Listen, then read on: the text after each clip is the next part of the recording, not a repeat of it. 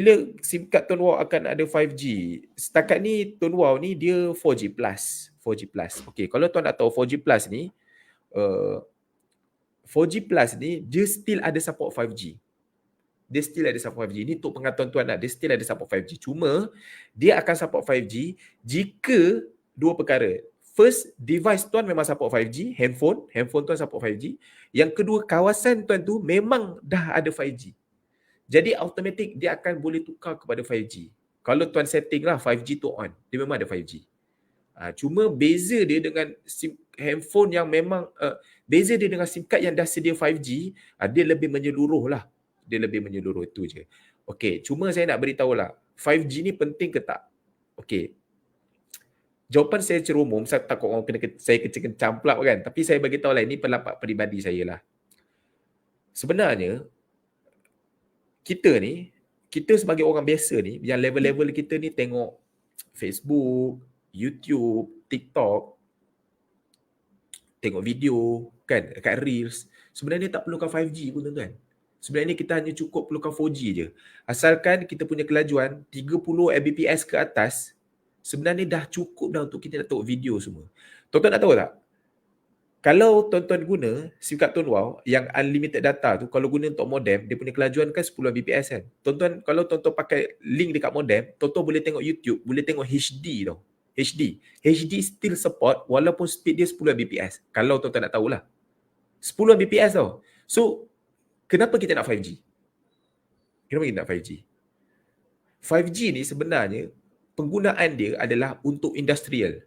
Industrial ni maksudnya tuan-tuan, contoh tuan-tuan orang yang buat ambulan, dia nak bawa pesakit, sementara dia nak pergi ke hospital, dia nak terus buat rawatan. Jadi dia perlukan real time untuk berhubung dengan pihak hospital. Industrial, kilang, yang benda-benda yang perlukan betul-betul internet laju. Biasanya macam sektor perkilangan, industrial, pertanian. Jadi benda-benda yang memerlukan internet yang betul-betul super high speed, yang inilah 5G. Sebab 5G ni dia 1 Gbps, tuan-tuan. Untuk kita yang setakat tengok Reels, video TikTok, tak perlu pun. 30 Mbps pun dah cukup. Sebab apa saya cakap macam tu, tuan-tuan? Contoh yang paling jelas dan nyata, dekat rumah, kalau kita nak internet yang stable, kita pakai apa? Unify, Time. Kelajuan dia apa-apa, tuan-tuan? 1 Gbps je. Mana ada? Paling rendah 30 Mbps pun dah okey dah. Dah okey dah. Macam saya ni, saya punya speed ni 100 Mbps. Saya ambil kan, 100 Mbps. Tapi saya linkkan dekat atas. Bila saya link dekat atas, kelajuan dia tak ada laju sangat. Saya tunjuk contoh kat tuan-tuan Nanti tuan-tuan cakap saya menipu lah. Tok ni. Tok kelajuan saya punya wifi. Sebab dah tutup kan pintu, dia tutup. Lepas tu dia punya main line dia dekat bawah. So dia akan jadi kelajuan dia macam ni. Tak perlu sampai 450 Mbps tuan-tuan. 45 Mbps pun dah boleh buat live dengan boleh letak banyak tab ni. Jadi tak ada masalah. Sebab tu saya beritahu apa yang saya nak beritahu dekat sini, kita tak perlukan kelajuan yang dahsyat pun. Dan kalau tuan-tuan tengok, telco-telco lain yang offer kelajuan 5G ni, sebenarnya benda tu satu attraction saja. Sebenarnya kita pun. Tuan-tuan bayangkan kelajuan 5G memang laju.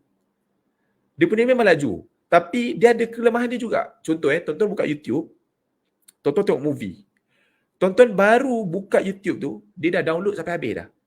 Tuan-tuan tengok sampai habis belum tentu lagi. Tapi dia dah download sampai habis. Dia dah makan data tuan dah banyak dah. Sedangkan kalau tuan-tuan buka 4G, dia akan download face by face. Kalau tuan-tuan tengok tak habis, at least dia tak download sampai habis.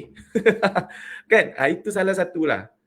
Sebenarnya level macam kita ni, 4G pun okey dah. Okey, itu yang saya nak beritahu kepada semua lah.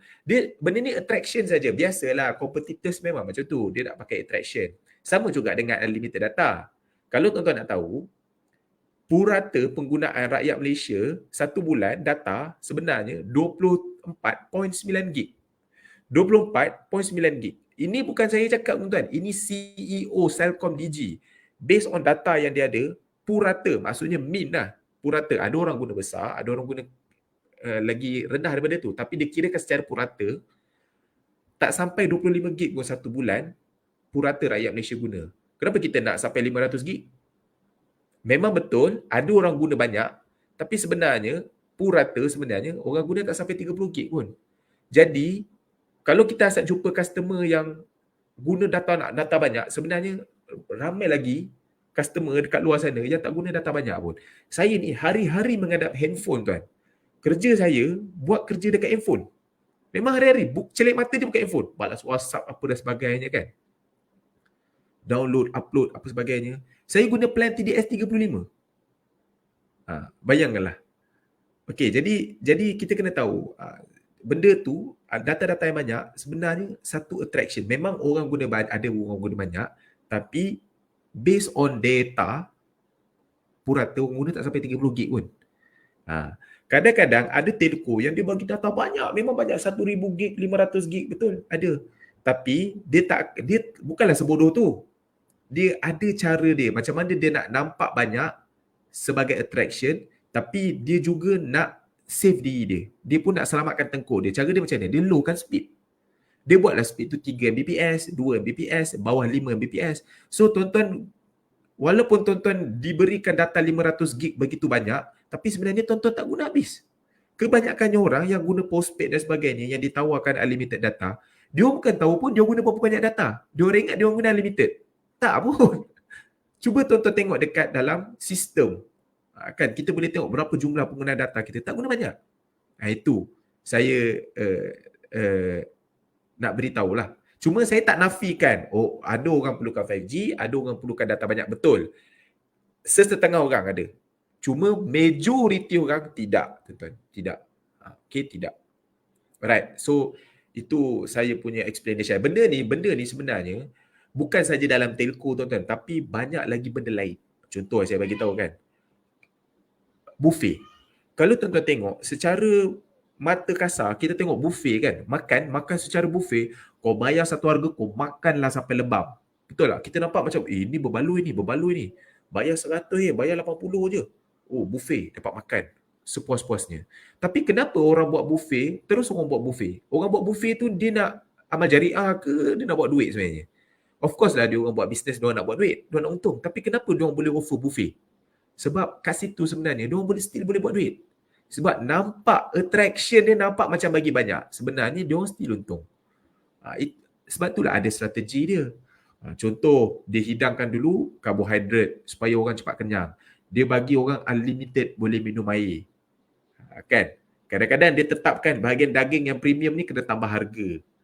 Jadi ada strategi dia. Sebab itulah tuan-tuan tengok ada lambakan buffet-buffet ni dibuat waktu bulan puasa. Sebab apa? Sebab bulan puasa, orang puasa daripada pagi sampai petang, perut orang dah tepu.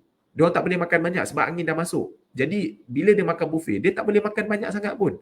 Jadi dengan harga yang dia charge RM120-150, dia still boleh buat untung, tuan-tuan. Walaupun tuan-tuan makan banyak sebanyak mana pun, sebab secara puratanya orang makan tak banyak, dia still untung. Ada orang makan banyak, serius. Dengan bayar 150, dia makan harga 300, ada. Tapi majoriti tak sampai pun harga 150 tersebut. Saya harap tuan-tuan fahamlah daripada penerangan saya.